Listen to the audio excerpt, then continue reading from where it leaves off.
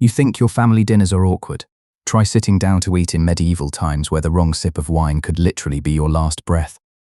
I'm talking about arsenic, the king of poisons that had no color, no smell, and no taste when mixed into your food. Even a pea-sized dose could kill. Medieval nobles lived in constant fear that their next meal might be their final one, and honestly, they had good reason to be paranoid. The Borgias were accused of turning dinner invitations into death sentences, with allegations that they served up poisoned drinks to guests like it was some twisted hospitality tradition. But arsenic was just one threat on a dinner table loaded with ways to die. This stuff had no color, no smell, and no taste when mixed into food or drink, and arsenic was widely known and relatively available in Europe. You could literally be sipping wine and chatting about the weather while someone slowly murdered you with your beverage. Your killer could be sitting right across from you watching you drink poison while making small talk about the harvest. Here's the really messed up part though. Arsenic poisoning symptoms mimicked regular food poisoning so perfectly that medieval doctors couldn't distinguish natural illness from murder. You're there doubled over in pain thinking, man, that chicken was definitely off, when really Lord whatever just decided you needed to disappear permanently. When your food safety standards are already cook it until it stops moving, good luck figuring out if someone's actually poisoning you. Medieval poisoners could slip this stuff into wine, bread, or even cosmetics without anyone suspecting a thing until it was too late. Some poisoners and cosmetic makers sold arsenic-laced preparations, so you could literally die from trying to look good for dinner. That's some next-level irony right there. Getting ready to eat could kill you before you even sat down at the table, but here's the twisted part that really shows how calculated these murderers were.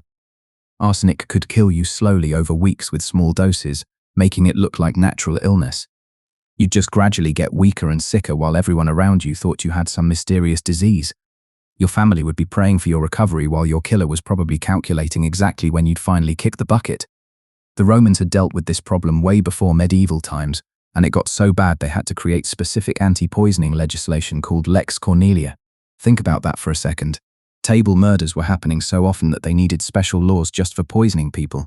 That's not a good sign for dinner party safety. The government basically had to say, hey, stop killing people with their food and make it official.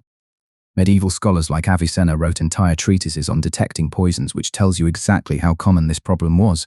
You know you're living in dangerous times when the smart guys are spending their time writing instruction manuals for how to tell if someone's trying to murder you with dinner.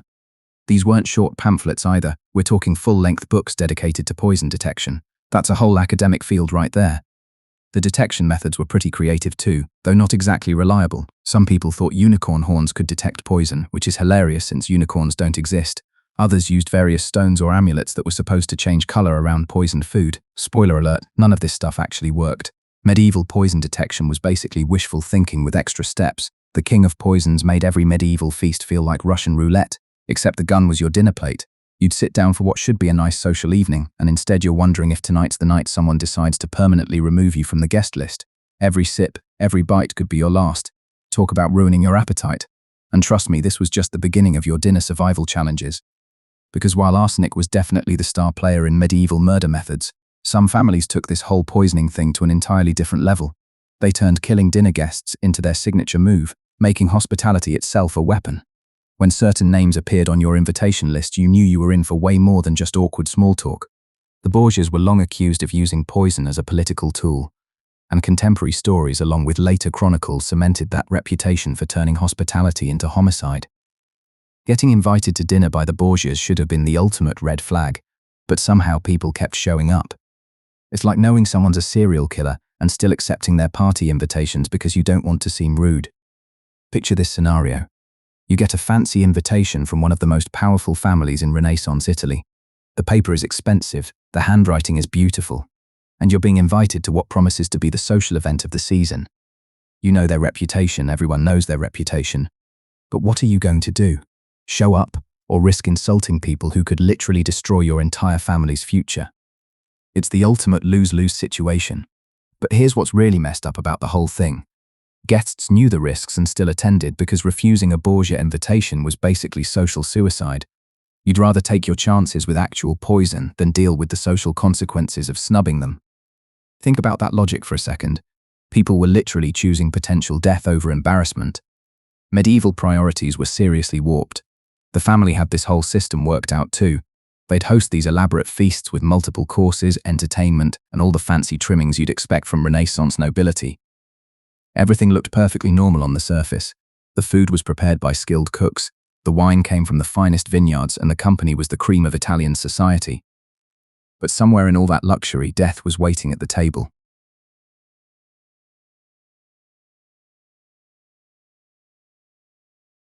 It's like knowing someone's a serial killer and still accepting their party invitations, because you don't want to seem rude. Picture this scenario: you get a fancy invitation from one of the most powerful families in Renaissance Italy.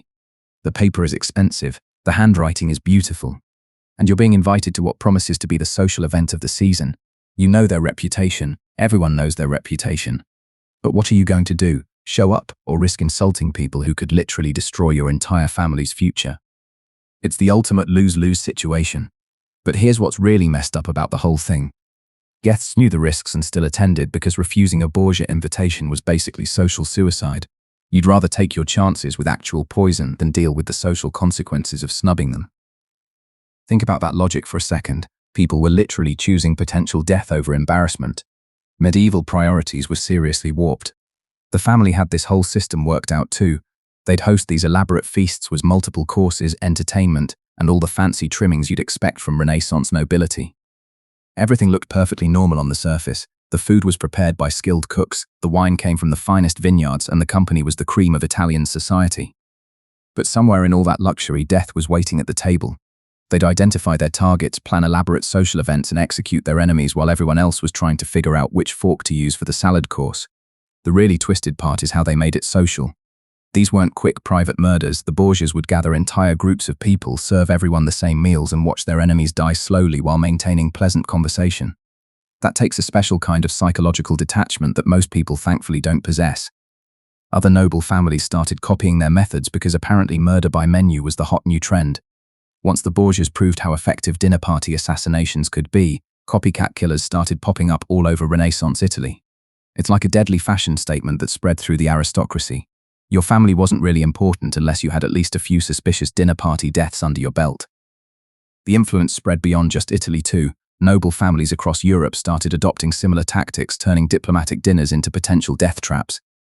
International relations got a lot more complicated when every shared meal could be an assassination attempt. Imagine trying to negotiate treaties when you're not sure if the wine is safe to drink. The Borgias proved that in medieval times, RSVPing yes to the wrong dinner party could literally be your last social engagement. But their individual assassination attempts were nothing compared to what happened when an entire royal court got caught up in poison paranoia. Because if you thought the Borgias were bad, wait until you see what happens when accusations of poisoning start flying around a king's inner circle. In 1670s France, the affair of the poisons exposed an entire underground network of poison suppliers, serving the nobility, like some twisted catering service. We're talking about a full-scale operation here, not just some lone wolf with a chemistry set. This was organized crime with aristocratic customers, who treated murder like ordering takeout from their favorite restaurant. The whole scandal started with Marquise de Brinvilliers poisoning her own father and brothers for inheritance money, which is peak family dysfunction right there. I mean, most families argue about money during holidays, but this lady went straight to murder to solve her financial problems. She turned family dinner into a literal death trap, which shows some serious commitment to getting what she wanted. But here's where it gets really wild. The real mastermind behind all this chaos was Catherine de Chaise, who everyone called La Voisin. This woman ran a poison business that made Amazon delivery look slow and inefficient. She sold deadly powders, love potions, and curse services to French nobles who wanted their problems permanently solved. It was like a supernatural Walmart for aristocrats with murderous intentions, and business was absolutely booming. The paranoia got so intense that Louis XIII created the Chambre Ardente, literally the burning chamber, to prosecute poisoners with maximum drama. This court operated in secret beneath the arsenal with torches and theatrical flair, because apparently medieval justice needed good lighting and extra scary atmosphere to match the seriousness of dinner-table murder. The whole thing got completely out of control when even Madame de Montespan, the king's own mistress, got caught up in accusations of using love powders and poison plots. When the royal mistress is getting investigated for witchcraft and murder, you know the paranoia has reached peak levels. The scandal was hitting so close to home that Louis XIII himself was probably checking his food for suspicious substances. Official investigations implicated hundreds of suspects, and dozens were executed by the tribunal. The investigations turned up connections everywhere. Servants were informing on their masters, nobles were accusing each other left and right, and Lavoisin's client list read like a who's who of French aristocracy. Everyone was either guilty of something or afraid they'd be accused of something, which created this perfect storm of fear and finger-pointing. Here's the really messed up part, though. Many confessions were extracted under torture and records were politically manipulated, which is why historians treat the tribunal's conclusions cautiously. The chambre ardente used coercive methods that make modern interrogation techniques look gentle. People were confessing to anything and everything just to make the pain stop, whether they actually did it or not. Prisoner testimony and sensational reports claimed all sorts of horrific details, including infant remains buried in gardens, but later historians debate much of this evidence. The whole affair became this massive witch hunt that consumed French high society for years. People were getting arrested based on rumors, confessions extracted under torture, guilt by association with anyone connected to the poison network. The investigations revealed just how deep the poison trade ran through French aristocracy. What started as one noblewoman murdering her family turned into a nationwide crisis that changed how France dealt with crime. The court system basically had to restructure itself just to handle all the poison-related cases flooding in. By 1682, the scandal had consumed French high society for years, proving that medieval dinner parties could trigger government investigations that made modern political scandals look simple. The whole affair showed just how paranoid people could get when poison accusations started flying around the nobility. But here's the thing about all these dramatic investigations and torture-extracted confessions. When the smoke cleared and the executions were over, medieval courts still had the same basic problem they'd always had when it came to poison cases. Proving someone died from poison required medieval courts to get creative with their detective work, and by creative I mean completely insane. Forget DNA evidence, these courts had to rely on trial by combat and gospel oaths to figure out if someone got murdered by their meal. I mean, imagine trying to solve a murder case without fingerprints, security cameras, or even basic forensic science. You're basically working with he said, she said, and hoping for the best. In some medieval legal codes like Liutprand's legislation, accusers had to swear on the Gospels and could proceed to ordeals, since poisoning was legally distinct and especially tricky to prove. The idea was that nobody would risk their eternal soul by lying while touching Holy Scripture. That's some serious faith in people's religious commitment right there. You had to literally put your hand on the Bible and swear to God that you believed someone poisoned your dinner guest. No pressure or anything. But here's where it gets weird. If you couldn't prove poisoning through testimony or evidence, the case might go to trial by combat, turning murder investigations into gladiator matches. Picture this scenario, two guys in armor beating each other senseless to determine if someone got arsenic in their wine. The winner was supposedly chosen by divine intervention, which meant God was apparently really invested in medieval dinner party drama. The whole trial by combat thing was basically legalized revenge with religious backing. You're accusing someone of poisoning your brother. Great. Grab a sword and let's see if you can back up your claims with actual fighting skills. It didn't matter if you were right or wrong about the poison too. What mattered was whether you could swing a weapon better than the accused murderer. Medieval judges knew poison accusations were serious business because they were nearly impossible to prove and could destroy reputations instantly. You couldn't just throw around poisoning charges without consequences. These accusations were social nuclear weapons that could end entire family lines if they stuck. Even being suspected of poisoning someone could ruin your standing in the community for generations.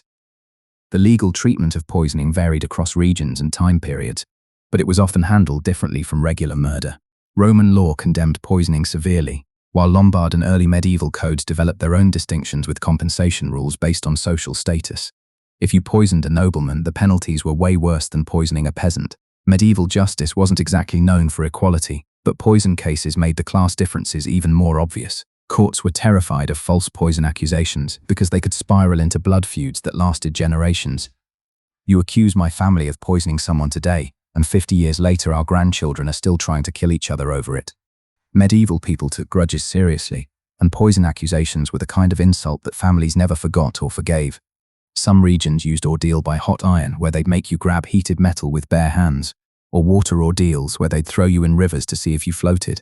These tests were basically designed to kill people regardless of their actual guilt, rewarding physical condition rather than innocence. The whole system was completely backwards when you think about it. Medieval justice for poisoning was a chaotic mix of religious oaths, physical combat, and social hierarchy that made proving dinner murder nearly impossible. The courts knew they were dealing with crimes they couldn't really investigate properly, so they just threw every random solution at the wall and hoped something would stick. Divine intervention, Personal combat skills and pain tolerance became legal evidence. But here's the really messed up part about all these elaborate legal procedures and dramatic investigations. Even if courts could somehow prove poisoning happened, they still faced a fundamental problem that made their job almost impossible.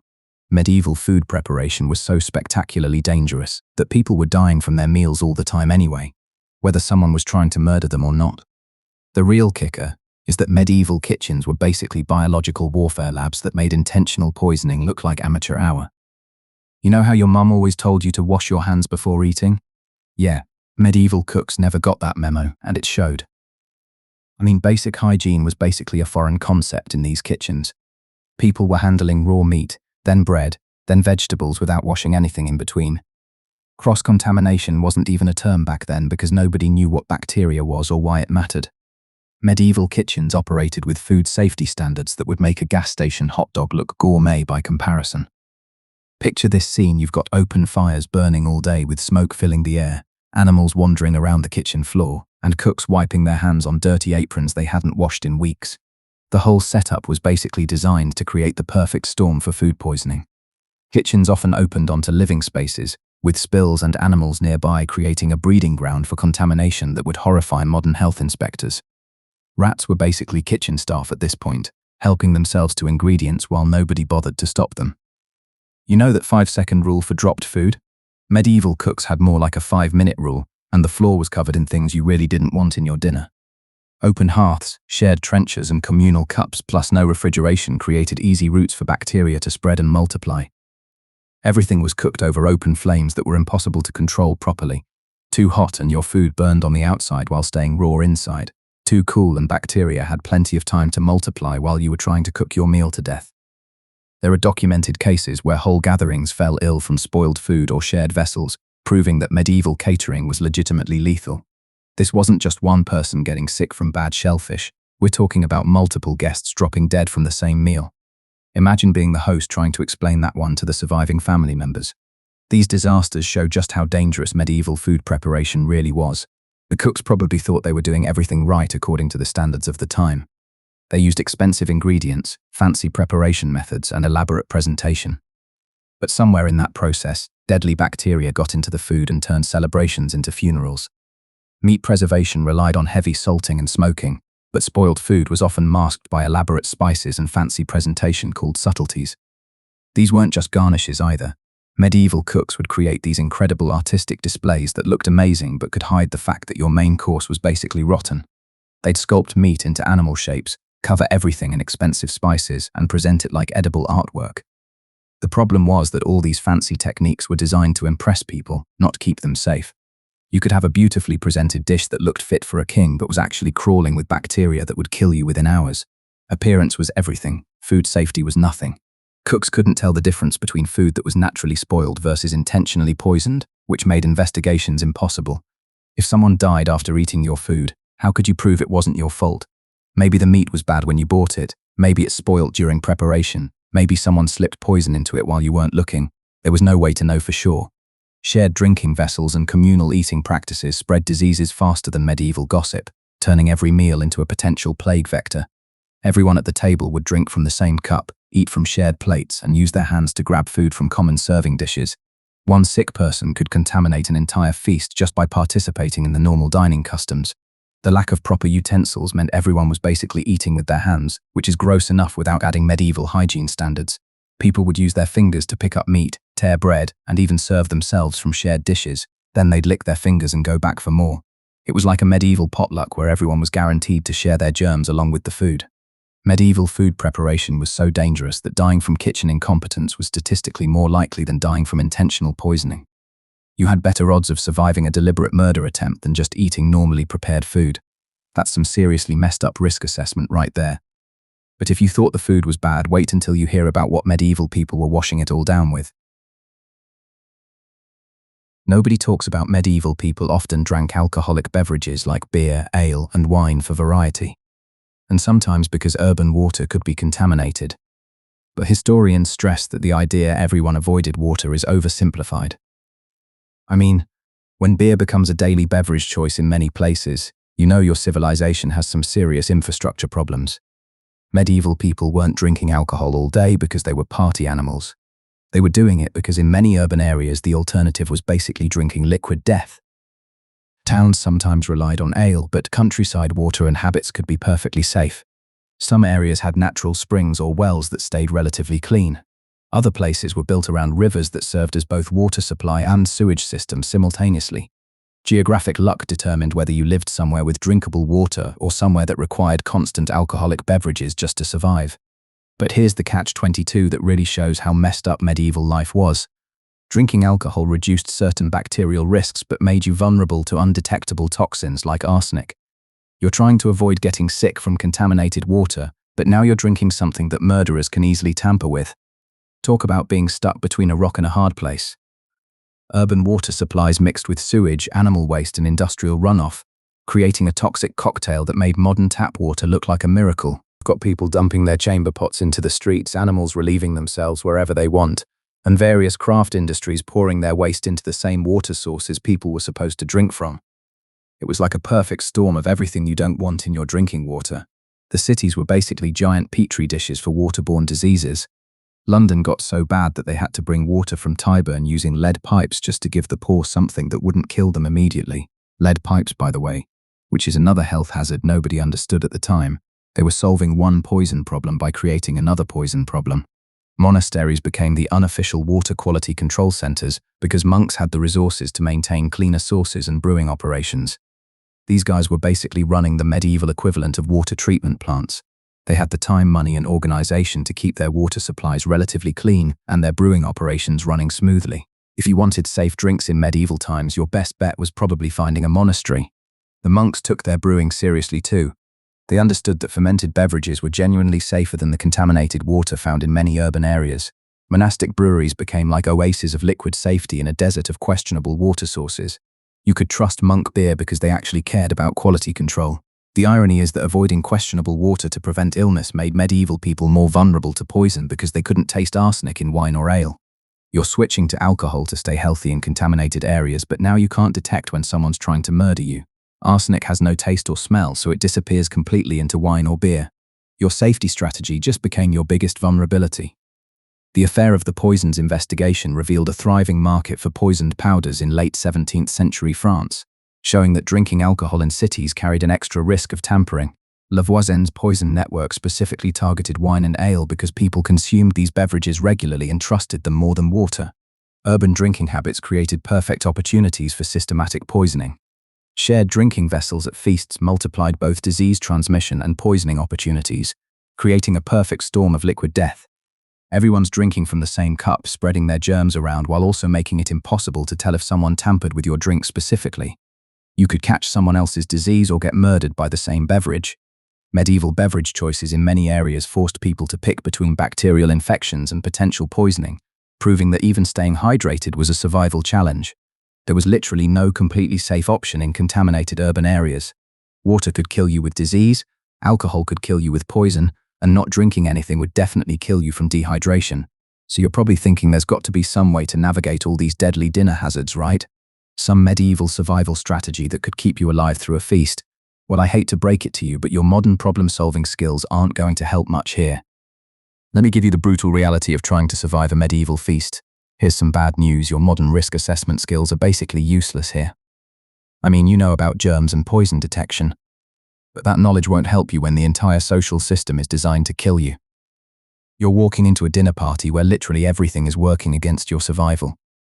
Even if you knew all the poisoning tricks and food safety issues, medieval social rules would force you into dangerous situations anyway. You can't just politely decline food or drinks like you're at some modern dinner party. Medieval society had these rigid expectations about hospitality and respect that basically trapped you into eating whatever was put in front of you. Your survival instincts are screaming at you to avoid the sketchy-looking meat, but social pressure is forcing you to take a bite anyway. Refusing to eat or drink at a noble's table was considered a deadly insult that could get you executed faster than the poison would.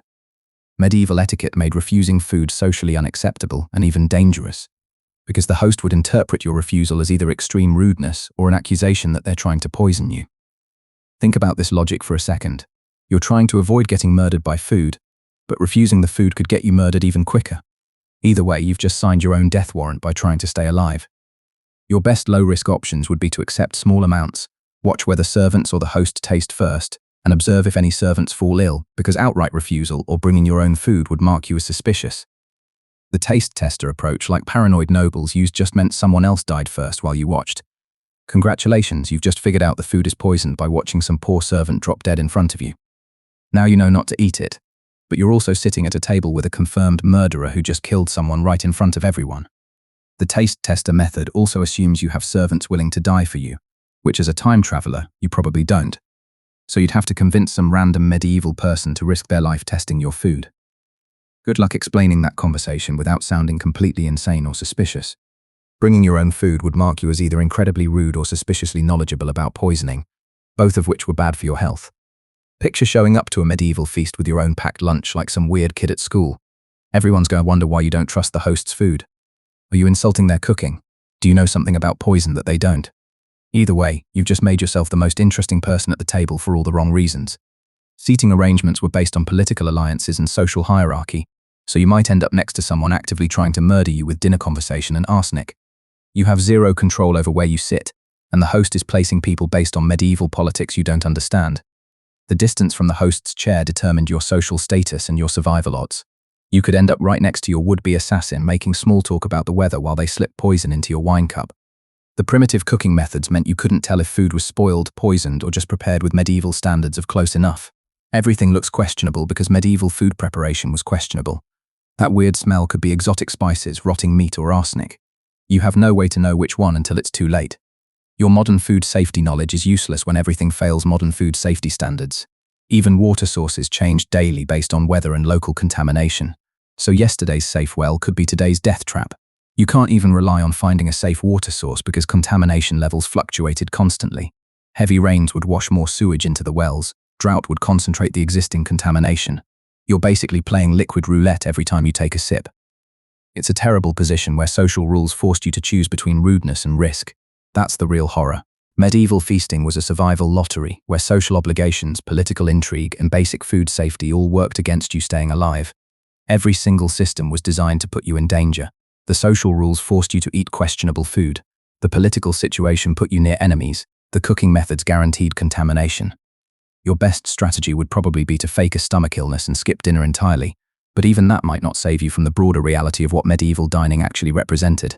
Medieval feasts combined real food safety hazards, political poisonings, and social norms that made survival a daily puzzle where one wrong bite could end everything. I mean, modern bad restaurant service is annoying, but medieval bad dinner was potentially fatal. You think finding hair in your soup is gross? Try worrying about finding arsenic in your wine while being socially required to drink it anyway. The development of scientific advances like the Marsh test for arsenic detection in 1836 eventually made covert poisoning much harder, which explains why dinner party murders thrived for centuries before that. Medieval nobles would have killed for your biggest dining problem to be lukewarm food instead of actual poison. Which survival tactic would you try if you were invited to a Borgia-level banquet, taste tester, faking illness, or just playing along? Tell us in the comments.